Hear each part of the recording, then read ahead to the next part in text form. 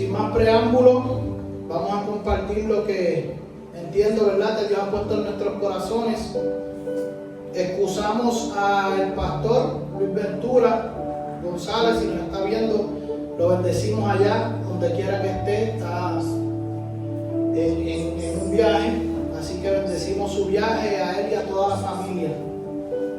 Gracias siempre por la oportunidad de permitirnos estar aquí. Así que lo que quiero compartir en esta mañana, voy a ser breve, voy a compartir apenas unos minutos, y más que predicar un mensaje bien estructurado, un mensaje con principio y final, quiero simplemente compartir algo que Dios puso en mi corazón. Y yo diría que más que un mensaje, como instrumento de parte del Señor, lo que voy es a limitarme más que nada a lo que las Escrituras dicen acerca del mensaje que les quiero decir. Y no es lo que acostumbro predicar, no porque sea un tema, ¿cómo podría decirlo? Un tema que regularmente no se predica por tantos puntos de vista que hay acerca de este tipo de cosas, teológicamente hablando. Y pues la palabra del Señor tiene la cualidad de que por revelación del Espíritu Santo, cada vez, cada persona que la transmite puede ver algo nuevo, algo que Dios muestra, algo que a lo mejor se cumplió y se va a cumplir nuevamente, porque la palabra de Dios tiene la capacidad de tener una continuidad y una trascendencia eterna. La palabra de Dios se pudo haber cumplido el día de ayer y se va a cumplir el día de hoy y el día de mañana. Y así por los años pasados, por los años que estamos viviendo y los del porvenir. Pero yo me quiero limitar simplemente a lo que está escrito. Y es por una razón. Tiene una razón de ser el que simplemente vayamos a citar textualmente la palabra del Señor. Y es para que el mensaje no sea nada que tal vez yo pueda entender por revelación o por experiencia o por algo que Dios haya puesto en mi corazón, que sí también lo voy a compartir, pero quiero que miremos a la luz de la palabra del Señor lo que vamos a leer, porque hay muchos detalles minuciosamente en cada cosa que voy a citar, y probablemente por cuestión de tiempo lo diga, ¿verdad?, bastante rápido y comience a moverme, pero probablemente cosas de las que voy a decir aquí usted nunca las ha escuchado, o no las pensaba de esa manera, o no creía que era de esa manera.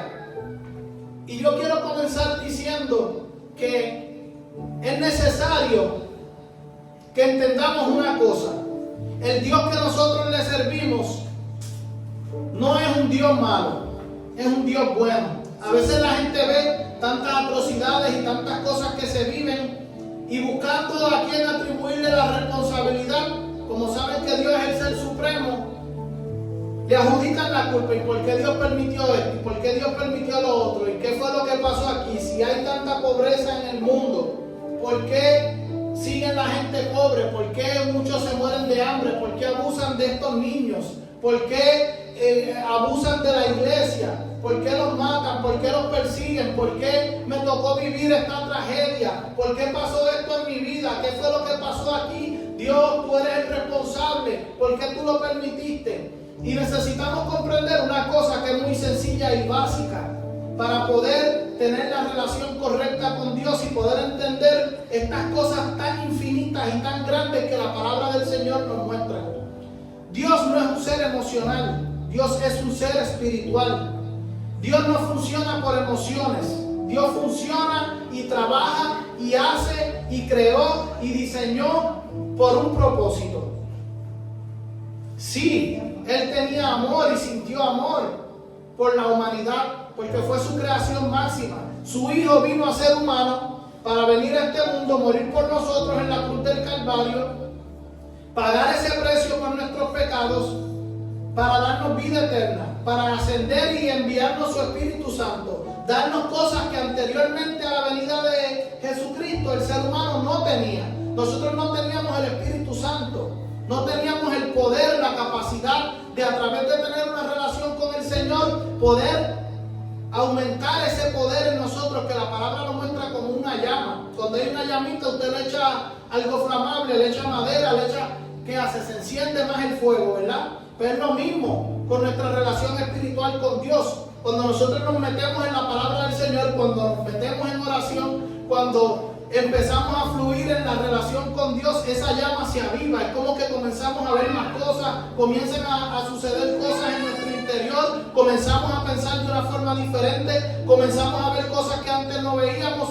y todo eso comienza a desarrollarse.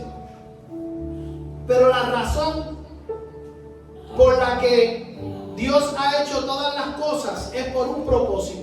Entonces necesitamos comprender que Dios no es un ser emocional. Sí, todas esas cosas que pasan no pasan desapercibidas delante de Dios, ni delante de su presencia. Y todo el que ha hecho una maldad y que otro ha sufrido va a tener su consecuencia. Van a tener que responderle al Señor por lo que han hecho. O que no está escrito en la palabra, en el libro de Génesis, cuando Caín mató a Abel, que es el primer asesinato que se registra, que es un hermano matando a su hermano. Que Dios habla y le dice: la tierra me vino a mí a pedir cuenta por la sangre que tuvo que beber de tu hermano.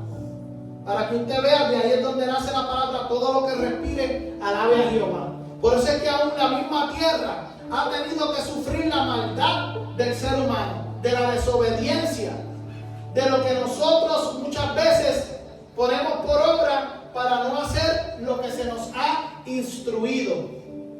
Pero ese no es el mensaje. Simplemente quiero acercarme un poco a eso que quiero decir para que podamos comprender, porque he visto que aún aquí dentro de la iglesia, allá afuera, muchas personas viven cuestionando a Dios. Y aquí dentro de la iglesia, que a veces uno piensa deben tener el conocimiento de la palabra del Señor, ellos deben saber del Dios que le están sirviendo, ellos saben. Entonces partimos de la premisa de que aún siendo cristianos, y digo cristianos no por darle, porque realmente yo no diría que somos cristianos por simplemente ponerle una marca, un sello, a lo que realmente es una relación, no una religión, es una relación con Dios, con su Espíritu Santo. Y decimos cristianos porque fue Jesucristo quien estableció que nadie iba a poder tener una relación con su Padre si no era a través de Él, porque Él se había parado en la brecha a pagar el precio por ellos y puso un antes y un después. Ahora, para poder acercarse a mi Padre, el Padre les había dado la oportunidad de hacer sacrificios para que pudieran recibir un cierto perdón por esos pecados. Pero ya no era suficiente la sangre de un animal. La humanidad había aumentado su maldad y su pecado a tal magnitud que no iba a haber salvación para ninguno. Entonces viene su Hijo amado a morir por nosotros. Y esa es la razón por la que todo esto se completó. Como dijo Jesucristo en la cruz, consumado es. Aquí terminó. De ahora para adelante es de esta manera. Y ahí es donde vemos la necesidad de Jesucristo en nuestras vidas para ese perdón de pecados, para esa vida eterna, para esa salvación y para lo que vamos a leer ahora en las Escrituras, que me voy a ir muy lejos. Y lo digo porque después de esto, hermanos, no hay nada más. Y son cosas que son controversiales porque son temas que cuando los tocamos y los leemos y tú dices, ¿pero dónde está eso? Ahí es la palabra del Señor. Pareciera como un cuento de hadas, como una historieta sacada de Netflix o de Disney, porque realmente de lo que voy a hablar en esta estaba buscando cómo nombrarlo, qué título darle, pero realmente no encontré manera, sino de la forma en la que la palabra textualmente, literalmente, lo nombra. Y son los 1000 años y la segunda muerte. Los 1000 años y la segunda muerte. Tú dices, los 1000 años. Sí, la palabra registra 1000 años. Y les voy a decir de cuáles y en qué consisten y de qué son. No yo, lo que la palabra del Señor dice. ¿Y por qué la segunda muerte? Uno dice, pero es que uno muere una sola vez. Pero no es lo que la palabra del Señor dice. Hay una segunda muerte.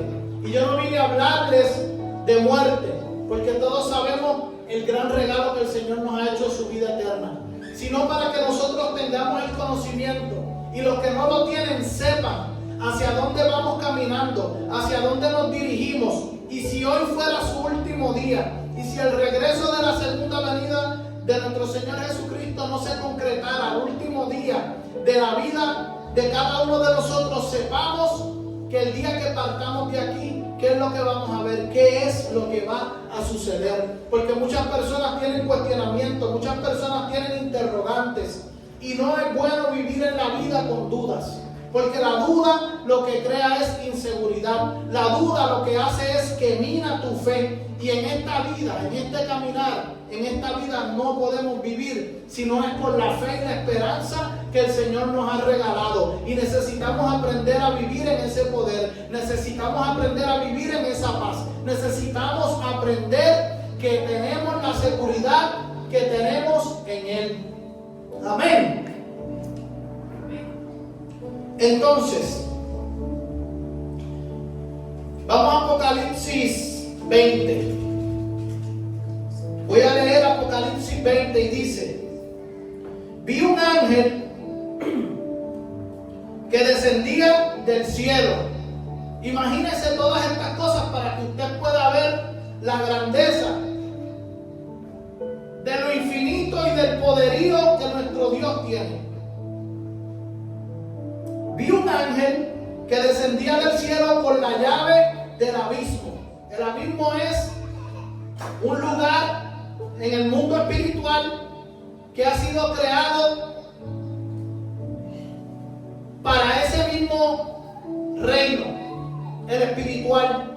No me quiero meter muy literalmente a hablar teológicamente de todas estas cosas, pero la palabra revela, después podemos hablar de eso, que hay varios cuerpos. Hay cuerpos naturales, que es el que nosotros tenemos, pero también hay cuerpos espirituales, como hay cuerpos animales, que pertenecen al cuerpo de lo natural. Pero en lo sobrenatural Dios ha hecho otra creación, porque la palabra establece que lo que se ve, esto que tú y yo estamos viendo, fue hecho de lo que no se ve. Nosotros venimos de lo invisible, y a lo invisible vamos, como dice la palabra, del polvo venimos y al polvo regresaremos, porque es un proceso, es un ciclo. Por eso es que la muerte, nosotros no tenemos nada que temer. No hay nada que haya sido hecho que no haya sido antes. Lo dijo el gran sabio, el rey Salomón. Nada nuevo hay debajo del sol, porque nuestro Creador ha existido por siempre. Y son cosas que a veces no las hablamos a profundidad, pero es bueno mencionarlas para que nosotros podamos entender que esto es real. El mundo espiritual es real. La salvación de tu alma es real. La salvación es real.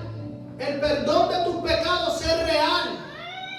Porque tú no puedas ver los pecados que has cometido no quiere decir que no hayan existido, que no hayan sido perdonados. Pero si pudiéramos ver en el mundo espiritual y yo te dijera, mira, tú ves esa pizarra, ahí están todos tus pecados escritos, todos los que hiciste en tu vida. No, pero es que yo he sido buena, yo he sido una buena persona, pero ¿sabes qué? Has pecado. ¿Te acuerdas este día? Esto que hiciste, eso fue un pecado. ¿Te acuerdas este otro día? Esto otro que hiciste, ese fue otro pecado. ¿Te acuerdas? Y pudiéramos ver una lista que jamás y nunca nosotros pudiéramos saldar esa deuda.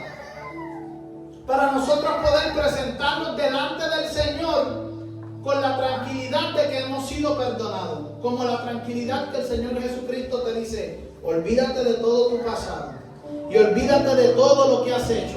Yo he perdonado tus pecados. Yo necesito que te concentres en mí, que camines conmigo, que aceptes mi salvación, que aceptes mi perdón, para yo poder entregarte lo que yo tengo. Y en ese caminar con el Señor es que podemos alcanzar todas estas cosas. Y vi un ángel que descendía del cielo con la llave del abismo y una gran cadena en la mano, y prendió al dragón, la serpiente antigua, que es esa que fue y engañó a Eva. Eso es lo que estamos hablando aquí, para que entienda un poco la historia. Y prendió al dragón, la serpiente antigua, que es el diablo y Satanás, y lo ató, ¿cuánto dice? Por 1000 años. Entonces tú dices, pero es que, claro, ahí es el punto al que quiero llevarlos. Eso todavía no ha sucedido, porque vemos al diablo operando en la vida de las personas. Las atrocidades que la gente comete. ¿O usted cree que eso es Dios? Eso no es Dios. Cualquier maldad que se haya hecho en contra de otro ser humano es obra del enemigo. El diablo, Satanás, la serpiente antigua, como lo nombra la santa palabra de Dios. Él es el responsable. Pero ¿qué dice aquí? Que Dios envió un ángel en este tiempo. Estas son cosas que van a suceder. El Espíritu del Señor es la profecía. Y dice que lo ató por 1000 años y lo arrojó al abismo y lo encerró y puso su sello sobre él para que no engañase más a las naciones, que es lo que estamos viendo hoy en día. ¿Y por qué dice que puso su sello sobre él? Porque la gente en un reino, la gente opera bajo el sello del rey. Cada rey tenía una sortija con el logo de su reino, y cada vez que hacía una carta, sellaba la carta con su logo, y la gente sabía que era un enviado, que era un mensaje del rey. Eso es lo que vemos que este ángel está haciendo aquí. Viene con una instrucción. Ese sello representaba una autoridad en el mundo natural, como también lo hay en el mundo espiritual, porque como dijimos, todo lo natural viene del mundo espiritual. ¿Qué es lo que ha hecho el enemigo? Siempre buscar copiar lo que Dios tiene y ha hecho en su reino, pero de una manera desvirtualizada. Y dice que lo encerró y puso su sello sobre él para que no engañase más a las naciones, hasta que fuese cumplido, ¿cuánto? Volvemos a lo mismo, 1000 años. Y después de esto debe ser desatado por un poco de tiempo. O sea que estamos hablando de 1000 años, y usted dice, pero 1000 años, ¿de qué tú me estás hablando? Les voy a decir ahora cuándo va a suceder eso, porque la palabra nos revela qué es lo que va a suceder. Y esto es grande, porque que el enemigo, que Satanás, el diablo, Dios haya enviado un emisario de su reino a tomar poder absoluto sobre él, y el ser atado y el ser enviado al abismo, significa que no va a haber maldad en ese tiempo. En esos 1000 años no va a existir la maldad, porque no hay quien la ejecute. La serpiente antigua, Satanás, el diablo, ha sido atado y ha sido arrojado a los fondos del abismo, que ha sido creado una prisión para él, para que no pueda operar en este mundo natural. Eso es algo grande, hermano. Yo quisiera estar ahí, yo quiero estar ahí, yo voy a estar ahí. Y si usted quisiera vivir esa experiencia, pídaselo al Señor, hable con Él, porque Él se la puede conceder. Ve que no es fácil tener fe para creer cosas como esta, porque parecen una historia, pero son eventos que yo no sé cuándo van a ser, pero van a suceder. Y nosotros podemos tener la oportunidad de estar ahí. Debe ser desatado por un poco de tiempo, aún después de haber sido atado. Dice, y vi tronos, y se sentaron sobre ellos los que recibieron la facultad de juzgar. las almas de los decapitados por causa del testimonio de Jesús y por la palabra de Dios, los que no habían adorado a la bestia ni a su imagen, y que no recibieron la marca en sus frentes ni en sus manos, y vivieron y reinaron con Cristo. Volvemos a lo mismo, 1000 años. ¿Ve que parece una historia de Disney? Pero ¿sabe qué? Es real. Y yo no vine aquí a establecer nada que no sea lo que la palabra del Señor dice. Yo no vine a crear un debate teológico con nadie, con ninguna de las escuelas, con ninguno de los maestros. Si Dios le ha dado una revelación de esta palabra, háblela, llévela, predíquela. Pero yo me quiero limitar en esta mañana a lo que está escrito. Porque cuando el Señor dice que vio tronos y que sobre esos tronos se sentaron los que recibieron la facultad de juzgar, eso es lo que yo entiendo que dice ahí. Cuando dice que vio las almas de los decapitados por causa del testimonio de Jesús, eso es lo que yo veo que dice ahí. Cuando dice que por la palabra de Dios, los que no habían adorado a la bestia ni a su imagen, eso es lo que yo veo ahí, que no recibieron la marca en sus frentes ni en sus manos. Si usted ha visto alguna otra frente o algunas otras manos en un ser humano, usted está viendo un ser distinto, que no es el que ha sido creado por Dios. Pero dice que vivieron y reinaron con Cristo 1000 años. Eso es algo grande, hermano. Yo no sé si usted está viendo lo grande de esto que va a suceder, pero lo que yo le estoy leyendo aquí es algo grande. ¿Y por qué les mencioné todo esto desde el principio? Porque estos son propósitos. Estas cosas que vemos que suceden en la tierra van caminando hacia unos sucesos que van fuera de nuestro alcance, que son este tipo de sucesos, que son los que le dan propósito a la existencia y a la razón de las cosas que suceden y están sucediendo en las naciones, en el planeta Tierra, en el ser humano. Entonces dice, pero los otros muertos no volvieron a vivir. Aquí es donde vamos entrando en la segunda muerte, pero no, sino que hasta el verso 14. Pero los otros muertos no volvieron a vivir hasta que se cumplieron, volvemos, 1000 años. Esta es la primera resurrección. O sea, para que podamos entender esta visión que está teniendo aquí este otro emisario del Señor, el apóstol, está viendo lo que sucedió en ese tiempo. Y es que la gente que él vio que resucitaron de entre los muertos que estaban en este lugar son las personas que ahora lo que la palabra nos va a mostrar.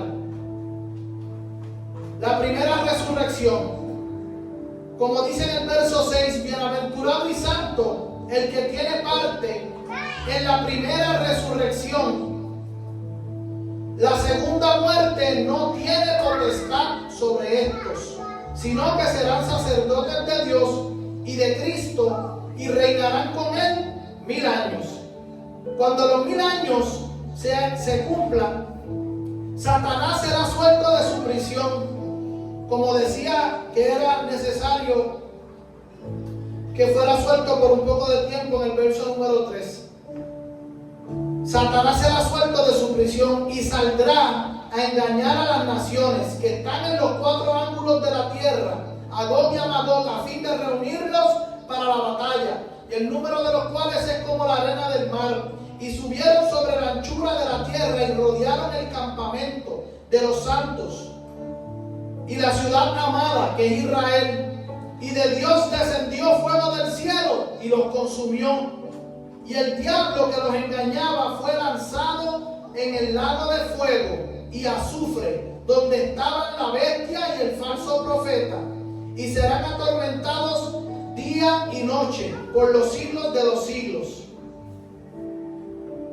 Y vi un gran trono blanco, y al que estaba sentado en él, de delante de él, cual huyeron la tierra y el cielo, y ningún lugar se encontró para ellos. Y vi a los muertos, grandes y pequeños, de pie delante y ante Dios.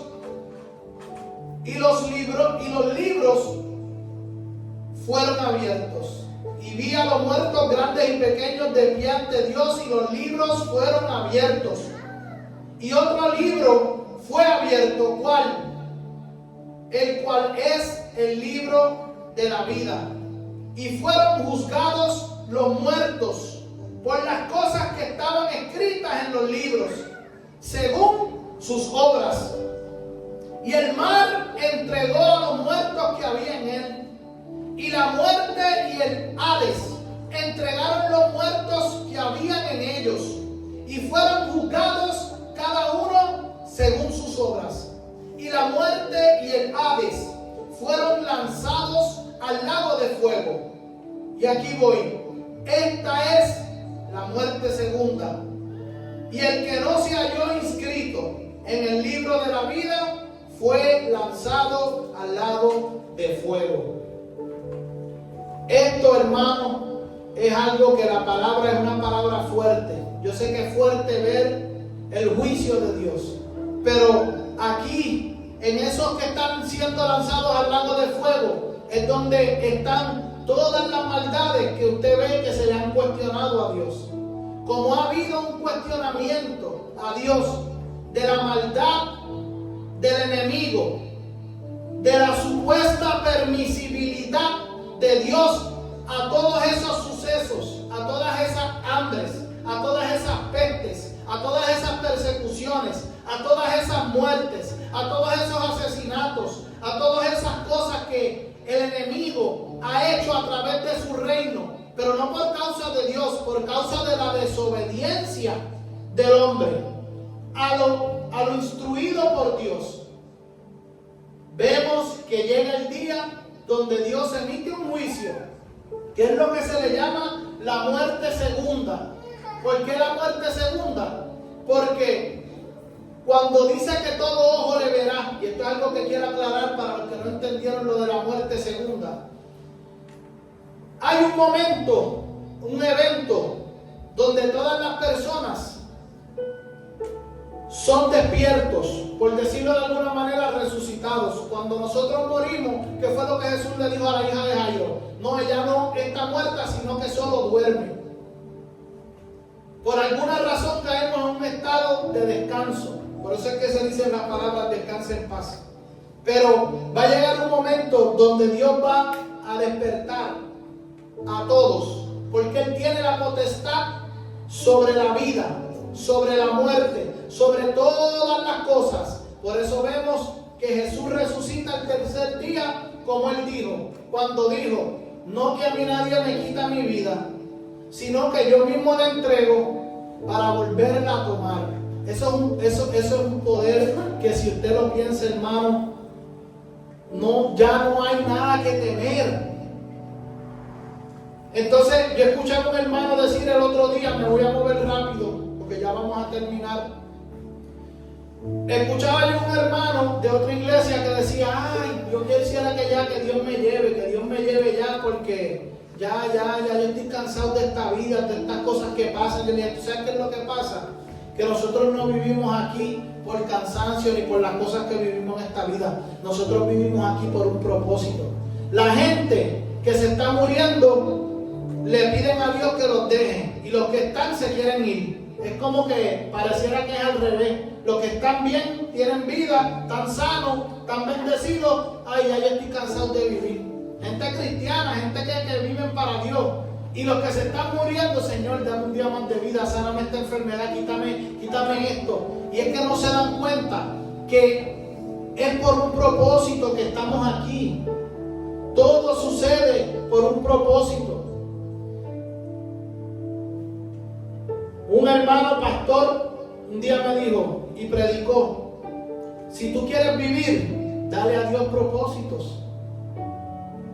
No apeles a Dios con un sentimiento.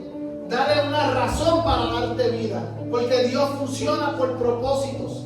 Y a lo mejor parece simple lo que estoy diciendo, pero para alguna persona que probablemente nos esté viendo, que quiere vivir y no entiende por qué Dios no lo ha sanado, probablemente es que no hay un propósito en esa sanidad. No hay un propósito en que a lo mejor esa vida hubiera seguido. Pero sí a lo mejor Dios tenía un propósito en medio de esa tragedia para salvar esa alma. Para tomarla en el momento que Él entendía que era correcto. Para que esa alma no se perdiera. Ahora, necesitamos vivir una vida de propósito para que podamos alcanzar lo que Dios ha preparado para nosotros. La Biblia se centra en el único Dios y verdadero creador de todo lo que existe. Por eso es que Dios nos ha entregado su palabra, para que podamos entender el propósito, que realmente la creación y todo lo que existe ha sido creado por un propósito. Su voluntad y su propósito se consideran justos, amorosos y siempre prevalecen. Los propósitos del Señor van a prevalecer en tu vida. Es necesario para poder entender que podamos comprender la Biblia de la que hablamos, la Biblia hebrea, porque está compuesta por un propósito. Aquí lo que aparece es la historia del pueblo de Dios. Hebreos por Abraham, comenzando con el relato de la creación del mundo hecho por Dios, y narra la historia de su pueblo y su tierra prometida, a la que ahora llamamos Israel. Y tú me dices, ¿por qué la segunda muerte? Les voy a decir rápidamente. A veces la gente cree que la muerte es un fantasma que anda por ahí llevándose las vidas. Y sí, hay una cierta realidad en el mundo espiritual acerca de lo que llamamos la muerte, pero la muerte no es solo, sino que cuando cesa el término de la vida, la separación del alma y el espíritu. Eso es la muerte. Cuando tu alma se separa de tu espíritu sale de tu cuerpo y el cuerpo queda y yace sin vida, porque hubo una separación.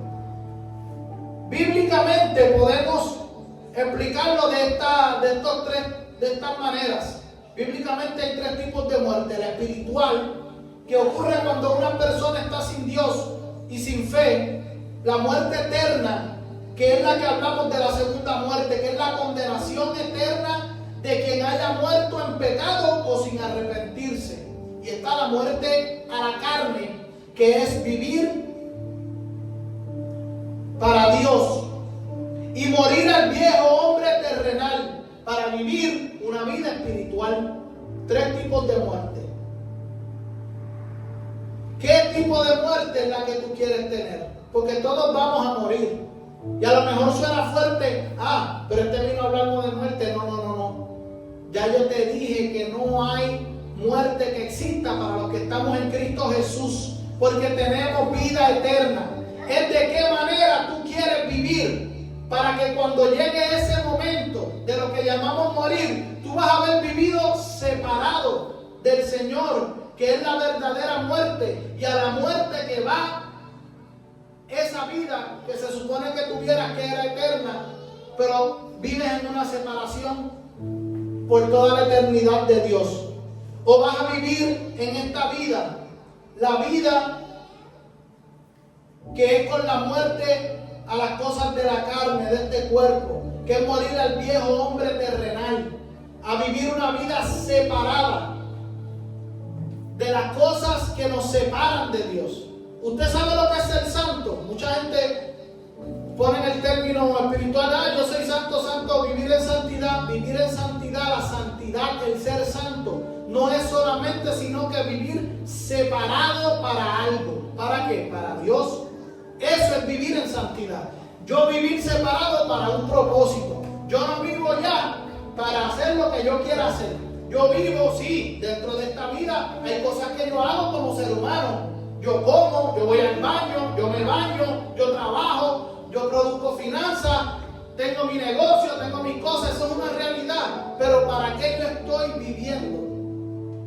Yo estoy viviendo para hacer lo que yo quiera hacer, estoy viviendo para vivir una vida con un propósito, con algo que Dios me ha instruido, para esparcir la palabra de Dios, para buscar quien tiene la necesidad, para que en medio de la oscuridad de las personas yo pueda hacer luz, para que donde la gente está viviendo amargada, sin sabor, yo pueda hacer sal, yo pueda venir a alegrarle la vida a esa persona, yo pueda ser un instrumento de paz.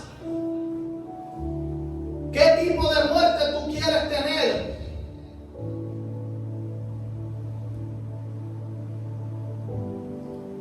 Voy a leer 1 Corintios, el capítulo 15, y con esto terminamos. Si quiere ponerse de pies, lo puede hacer. 1 Corintios, vamos a la palabra. 1 Corintios, el capítulo 15. Para los que tengan sus Biblias, 1 Corintios, el capítulo 15, vamos a leer, y dice así: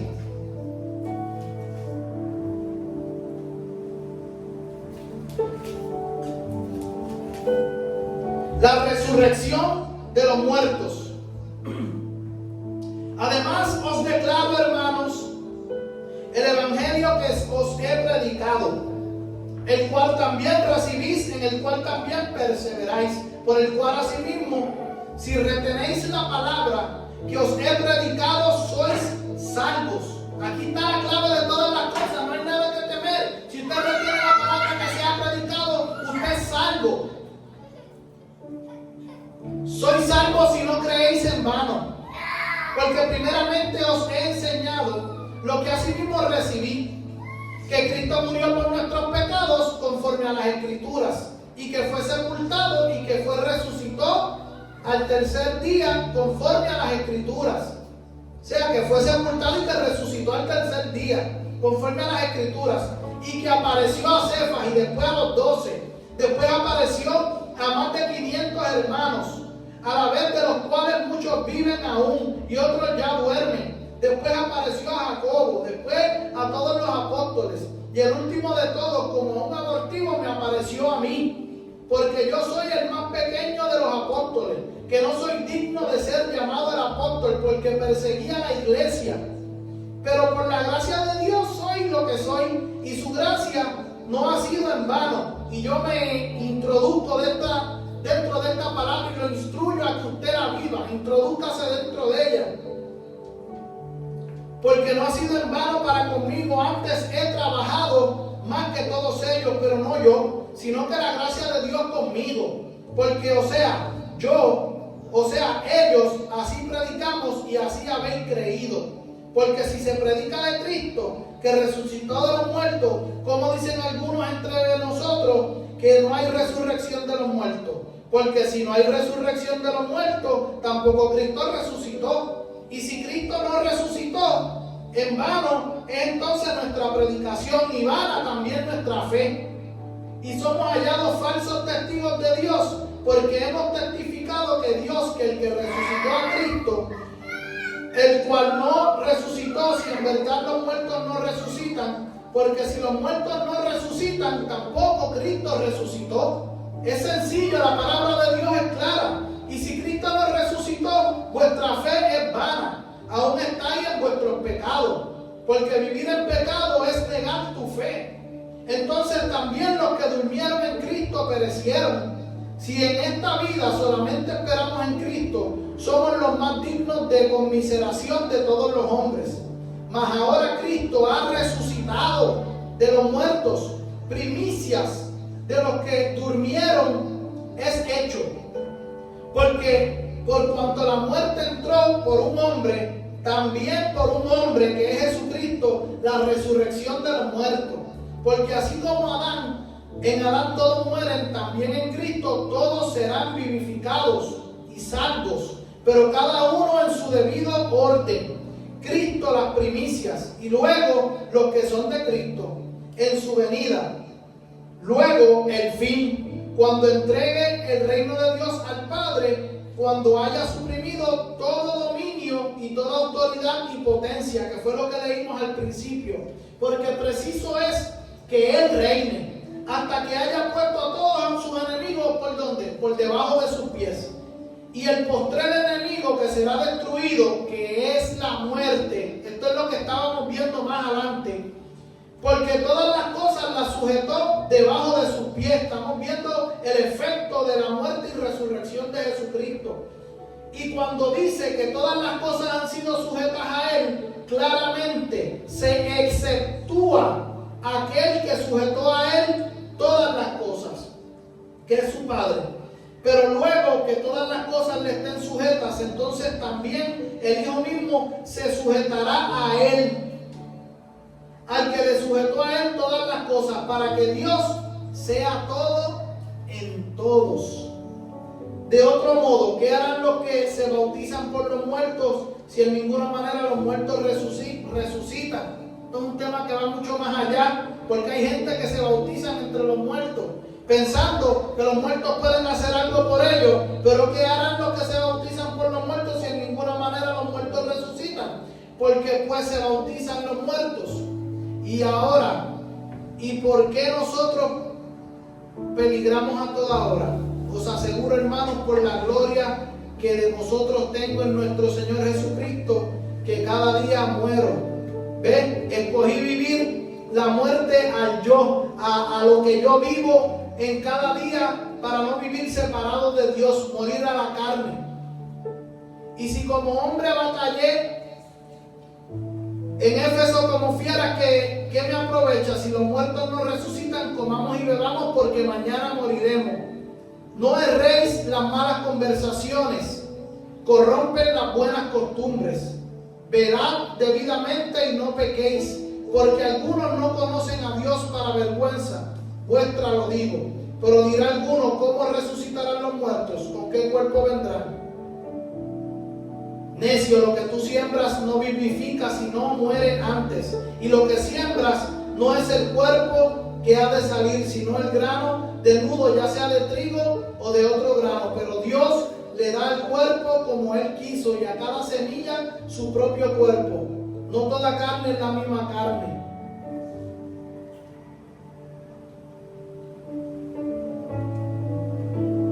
Otra carne es la de las bestias, otra la de los peces. De lo que le está hablando de los cuerpos animales. Y hay cuerpos celestiales en el verso 40 y cuerpos terrenales, pero una es la gloria de los celestiales y otra la de los terrenales. Una es la gloria del sol, otra la gloria de la luna, otra la gloria de las estrellas, pues una estrella es diferente de otra en gloria. O sea, que lo que Dios preparó para ti y para ti y para ti y para mí y para cada uno de nosotros es distinto. Cada uno de nosotros va a tener un regalo de Dios, va a tener algo grande de Él, y para eso es que nosotros estamos viviendo, para poder alcanzar lo que Él nos prometió. Y créame, hermano, que cuando Dios el Creador hace un regalo de gloria, o sea, cuando Él hace un regalo es algo glorioso. Así que vamos a estar puestos de pie, vamos a hacer una oración y vamos a darle gracias al Señor por esta palabra. Yo espero haber podido transmitir el mensaje de la manera más correcta, pero lo que estoy hablando son cosas eternas, son cosas que van mucho más allá de nuestra comprensión, pero que la palabra del Señor las establece con claridad, para que podamos entender que estamos viviendo con un propósito, que vamos dirigidos hacia algo. Pero no hay mayor seguridad con la que podamos vivir de que la vida eterna, de que todo lo que suceda en nuestra vida está seguro en las manos del Señor, en las manos del Señor Jesucristo, que fue quien pagó el precio por nosotros para poder alcanzar este reinado de los 1000 años con Jesucristo.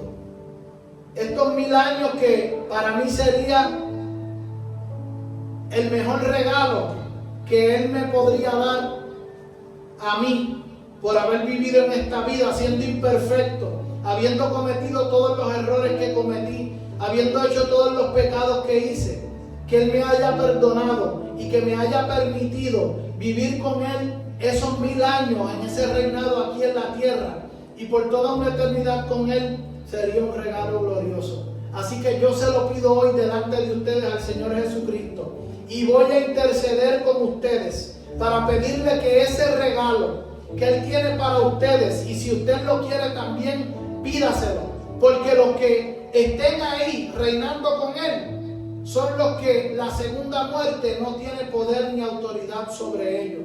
Usted no va a vivir ninguna condenación de pecado que le hayan puesto en la mente, que no sea la salvación que la sangre del Señor Jesucristo le entregó el día que usted lo aceptó. Porque ahí es donde está el secreto. Si tú no has aceptado al Señor Jesucristo como tu Salvador, yo te invito a que en esta mañana tú lo aceptes, para que tus pecados puedan ser perdonados, para que puedas tener este gran regalo que se llama la vida eterna y podamos vivir agradecidos para Él. Padre Santo y Padre bueno, Señor Jesús, yo te pido que estas palabras se hagan realidad en nuestras vidas. Que todo el que haya escuchado esta palabra, Señor, pueda entender, comprender que vamos dirigidos hacia una vida eterna, hacia cosas grandes que van a suceder para que tú consolides, Señor, tu poderío y lo que tú has logrado sobre la muerte, sobre la maldad, sobre el enemigo, sobre Satanás, sobre el diablo, sobre la serpiente antigua, Señor. Todo va a ser sujeto a tu poderío, Señor, para que podamos ver tu grandeza, el mayor regalo que tú nos has dado, y que tu iglesia, que cada uno de nosotros, Señor, de los que estamos aquí presentes y nos ven por internet, puedan alcanzar, Señor, ese reinado junto contigo y puedan ser liberados de esa muerte eterna, Señor, que puedan vivir una vida, Señor, separados, muertos a la vida de la carne, muertos a la vida de los deseos, de las pasiones, de las cosas naturales, y que podamos comenzar a vivir una vida cada vez más cerca de ti, vivos en ti, Señor. En el nombre poderoso de Jesús te damos gracias, Señor. Amén.